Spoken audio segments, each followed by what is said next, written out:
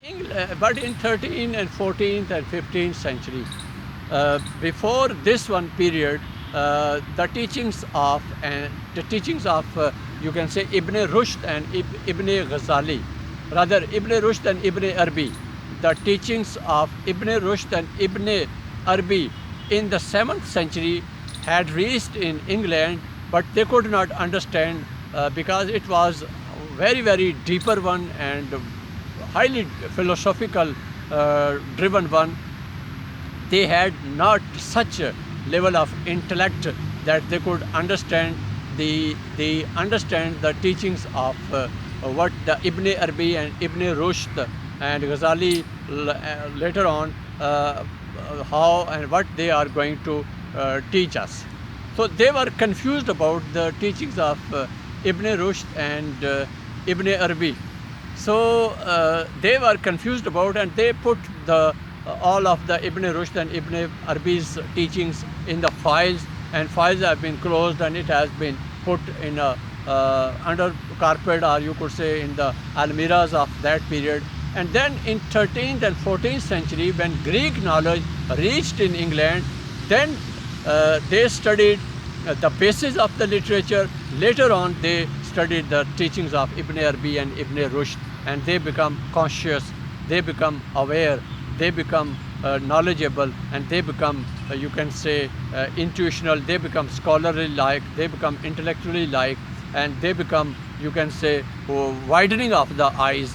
And the eye of the intellect got open when the Greek knowledge reached in 13th and 14th century through different sources, and the knowledge of Ibn Arabi and Ibn Rushd that was already present in the 7th century in the you can say English territory in the England, that was Angel land in the earlier, but later on it became England, as I have already mentioned about in detail in the earlier phase of the continuity of my this word, rise of Islamic Arab civilization and English Christian civilization. So in the same way, when Ibn Rushd and Ibn Arabi's teachings reached in England in 7th century, as I mentioned, one of the Christ chapel, or you can say the Holy Roman Empire's one of the leading preacher, Tablighi Jamaat ka, you could say, that person from Italia reached in England and preached the Christianity. And in this way, they could not understand the teachings of Ibn Arabi and Ibn, you can say, Ibn Arabi and Ibn Rushd. Ibn Rushd and Ibn Arabi were not understandable, the English, before the 13th century and 14th century. You can say the teachings of the Greeks were not reaching there. What was in between then? In 7th century, Christianity also reached there. In 7th century, you can say Ibn Arabi and Ibn Rushd teachings also reached there, as well as you can say in Umar's period, mid of the West has been conquered, but teachings were not as much reaching there. The philosophical and the scholarly knowledge that was composed by Ibn Rushd and Ibn Arabi reached there. They were totally, you can say, confused about it. But they, when in 13th century and 14th century, you can say what they were just at the age of darkness.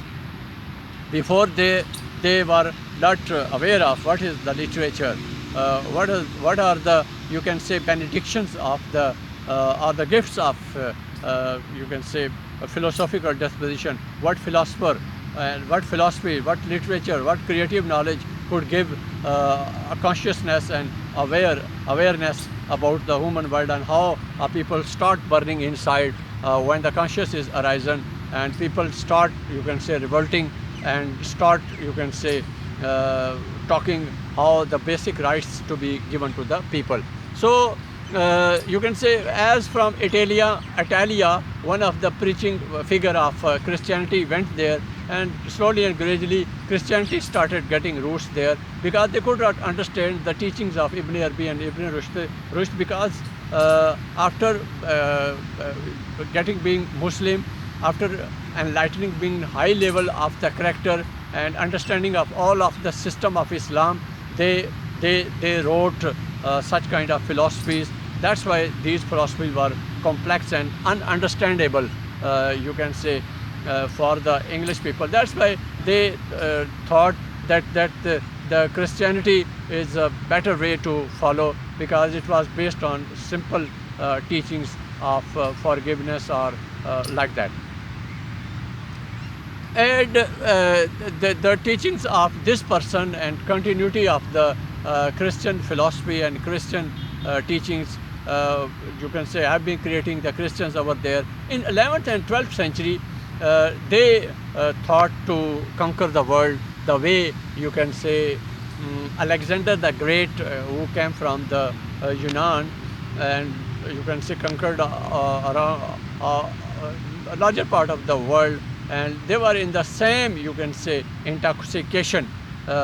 Christians rose in the world in the same intoxication of, you can say, the Alexander Great, that we will conquer the world. They unluckily came into and picked up by the hands of Sultan Salahuddin Ayyubi. They started crusade wars. Crusade war means they were to preach and spread and to impose the Christianity over the rest of the world. Before that, Islamic civilization was at the rise, and Islamic civilization went wherever, you can say, they were to rescue the suffering humanity from the plights and the sufferings. They also patronized that Christians must go all around the world with this one, you can say, spirit and passion, the way Muslim went all around the world. So Muslim, you can say, at the earlier phase went to rescue the suffering humanity, but when the literature of the Greek reached in England in 13th and 14th century, they printed it all, and then they made a composition of knowledge and, you can say, theory and practice, religion and literature. They composed and made a hodgepodge like kind of thing. And in 13th century and 12th century, they thought that we should make the world aware with literature of the Greeks and the teachings of the Christ. So they took two kinds of sources, the one source of the religion and other source of the literature. The source of literature came from the Greek and Yunnan, and the three philosophers of Socrates and Plato and Aristotle, and other, you can say, was the Christianity that came from, you can say, Italia's Roman holy empires, as they, you can say, developed on such grounds. And this way, they took up the sword and, you can say, made it bare and challenged the whole humanity that we are the survivors, and we are the, you can say, such tribe that instinctively are genius, are intelligent men, and have the right to govern the world, because the rest of all the world is ignorant, and they are truly, you can say, barbarian and backward, and they have no concept of life. But they bulldoze the teachings of Islam, because before this one, Islamic Arabian civilization was already at the limelight, already at the rise, and it has gone in the mid of the West. But they tried they tried to hide the Islamic teachings. Rather, they got the lights somewhat from the Islamic teachings, somewhat from the Christianity, because Christianity is not a complete religion. It is not a complete, you can say, system. Though the Christ was the prophet and he started preaching the message of Almighty Allah, but before he was to go at the mature level of the teachings and preachings, he has not been given such time.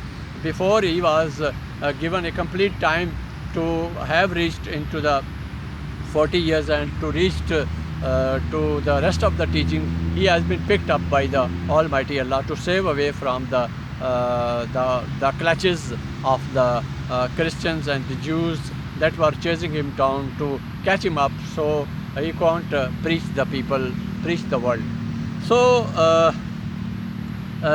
in you can say 11th and 12th century, Christians, the English civilization, the Christians that came from Italy and came from the Greeks' knowledge, literature and religion mixed up, and whatever the imperfections were, if some imperfections were present in the literature, they perfected by the religion. If some imperfections were present in the Christian religion, they perfected it by the literature. So by imagination and by you can say the religious you can say teachings mixed up, and they picked up a sword and made it bare and challenged the whole world that we are here to govern the world and we have the fundamental right to you can say sabko aage laga le. Just like that kind of thinking. That was a misconception, as they claim in the present world that Muslims are the fundamentalists, Muslims are the terrorists, Muslims are the cruel, Muslim are this or that. But this is all teaching coming from Christians also. What they have been doing in 15th and 14th and 15th and 16th century in the name of God, in the name of Christianity, in the name of religion, what they have been doing. Fundamentalism, a kind of basic term, came from the Christians fundamentalists.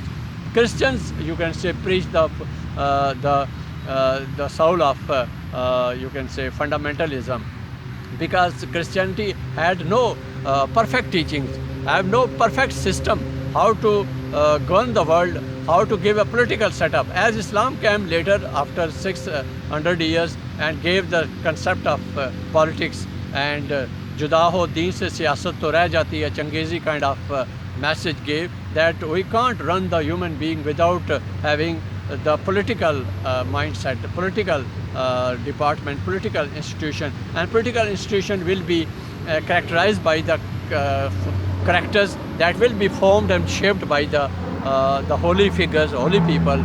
Those would have the perfect characters, perfect revelatory kind of minds, and philosophical disposition and creative one, and the most one, the nearest to the true teachings and perspective of Islam. They would be having the right to you can say preach and teach to the world.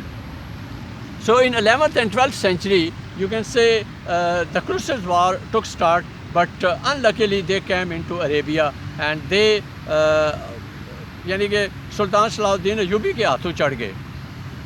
Then they, you can say, become the victim of Sultan Salahuddin Ayyubi. They came that we will conquer the whole the part of the Arabian and non-Arabian areas, and we will occupy the Jerusalem and you can say the Baitul Maqaddas and such areas are the property of us, and we are the true sole owner of the this all areas property. And they were having somewhat arrogance. You know, wherever the racial or some religio misteachings are present there, the arrogance will be the most poisonous and the ruining one, and that will destroy the very basis and the fundamental principles of the humanity and the human being. When human being is not being you can say handled on the true teachings of the Almighty Allah, that would be the utter annihilation and destruction could be predicted about. So in 11th and 12th century, they have been terribly beaten and treated and you can say beaten by the armies of Sultan Salahuddin Ayyubi, who was a Kurd. As you can say, Sultan Salahuddin Ayyubi is a Kurd, and the Kurd are present across the Arabian land and non-Arabian land, Arab Ajam, they are present here, and they are seeking out and searching out the very place where they should be inhabited and they should be given a right to live, because they are the sons of the Sultan Salahuddin Ayyubi, and Muslims world, Muslim Ummah must think of Kurd people, because Kurd are the Olade Salahuddin Ayyubi, the sons of the Sultan Salahuddin Ayyubi, as you can say, Saddam Hussein was also a Kurd, and Kurd must be given somewhere part of the land. There they should be inhabited. If Yahudis, if Jews could be inhabited in the area around Palestine, why not Kurd should be inhabited? Because they are the sons and the followers and the offspring of the Sultan Salahuddin Ayyubi, and it is the matter of honor, integrity, and the sanctity of not only Islam, rather it is also the integrity and sanctity of Sultan Salahuddin Ayyubi's sons and daughters to be saved. And Muslim Ummah must intervene into this one, and they should be saved and they should be inhabited somewhere, so that their clan and their breed and their, you can say, fellowship must be saved and must be carried on, and must be, you can say, given a protection and security, because they were the sons and the daughters of Sultan Salahuddin Ayyubi, who defeated terribly to the Christians, and Christians are taking the revenge of the Muslim world. First they took the revenge of the Sultan Salahuddin Ayyubi by the fighting, by producing or creating a tussle between the Turk Osman and the Arabian land, as you can say, the Shah Saud and Shah Faisal and the sheikhs and such kind of you can say families bases have been made around 19th century and 1920. You can say one of the Jews woman has been you can say married with the sheikhs. Sources are telling, I have not of the confirm about, and in this way Jews and sheikhs and Arabian and such kind of mix-up came to Arabian land, and present you can say the honor and the coverer of the, you can say, the Arabian and the Makkah are the Saud family. That is another matter, but the man who came into Arabia, that was Laras of Arabia. Laras of Arabia was such a poisonous character in the history of Arabian. He came here and he took internally, rightfully, the revenge of what the damages done by the Sultan Salahuddin Ayyubi and his forces to the Christians. He came here, he, you can say, patronized himself on the basis of, you can say, Arabian, and he could only be watched by his eyes, that he has green eyes. Rest of all he changed coming into Arabia. You can say he was a student of history. He studied the history of Islam, studied the history of Muslims, civilization and cultures and the governments and the way they have been, you can say, conquering the world. He knew well what are the characteristics and what are the strong points of the Islamic Ummah and Muslims world, and he thought on such grounds how, you can say, Muslims could be defeated and how Muslim could be deteriorated from internal point of view. That's why with the cover of Christians world, one of the journal was backing the land of man of you can say man of Lawrence. He came on the land of Arabia, and he caused many of the damages, as in the First World War. He came here in 1907 and he was died in a motorcycle accident in 1935. Within that period, you can say, he gave such a damages to the Muslim Ummah and Arabian. He let the you can say Arabian you can say sheikhs and Arabs countries and the countries of you can say Turkish Ottoman empires get collapsed, and he was the man who damaged and bases provided to break the you can say Turkish Sultanate, and Osmania Turk you can say were broken by this man, and this was the man who, you can say, played a middle role. At one end, he was telling to the Arab people that that you will be given sovereignty, Iraq, and you can say Palestine, and other one of the, I think, Damascus, and Arab. These four, Saudi Arabia. These four will be the you can say will be the property of the Arabian, will be the property of the Arab Muslims, and he poisoned the philosophy and poisoned the kingship of the people, because Arabian, after Islamic civilization, Arabian civilization could not stand on its right footing, because their characters have been injected by one of the Jew lady given to the clan of and the basis of Saud family in the 1920 and 19th century.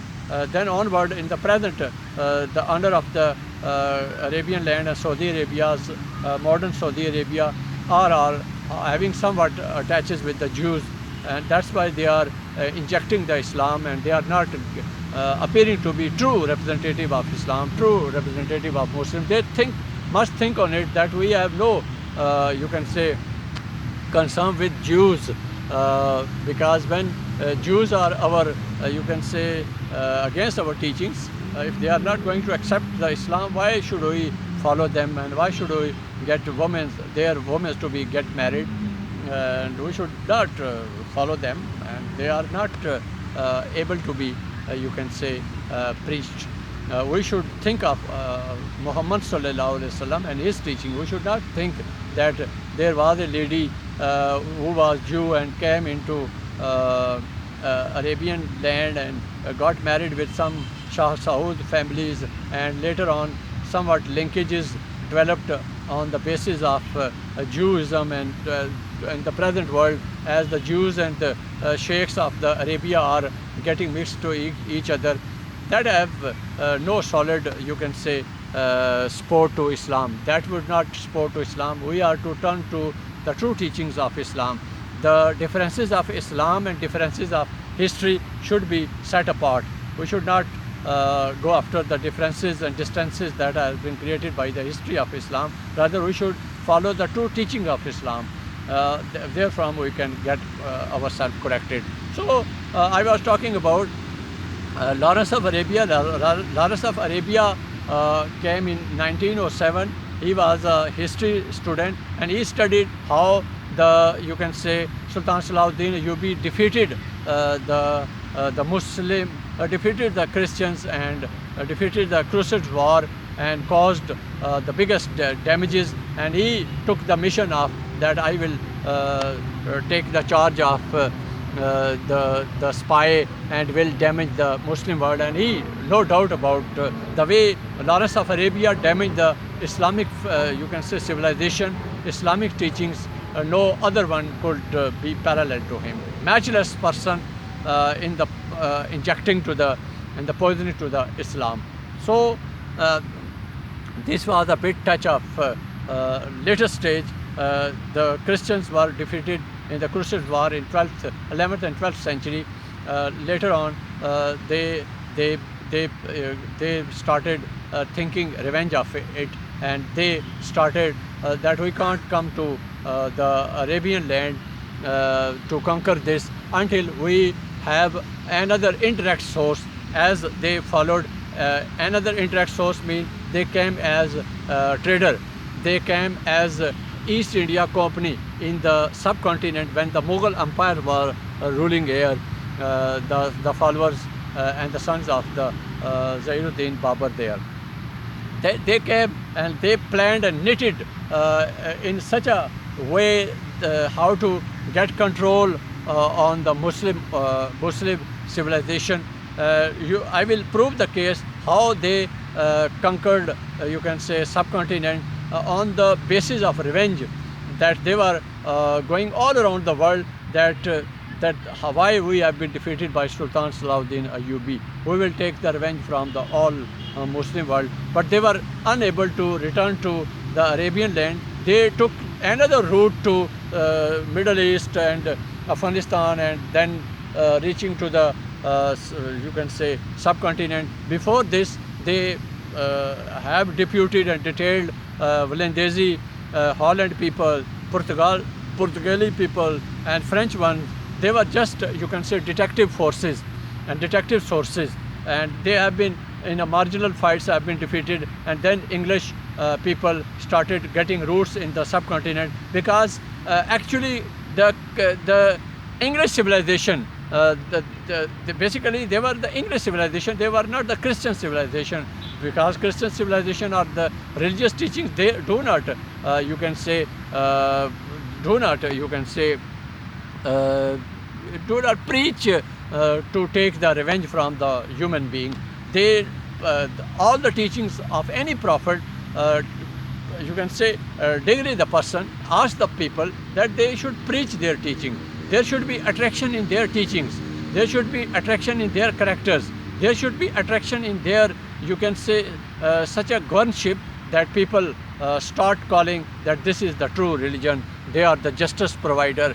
They are the giving of the true teaching, that we can make a better life, our here and life after death, into the heaven. That are the true teaching. Wherever the women are used, women are made a source as a bait.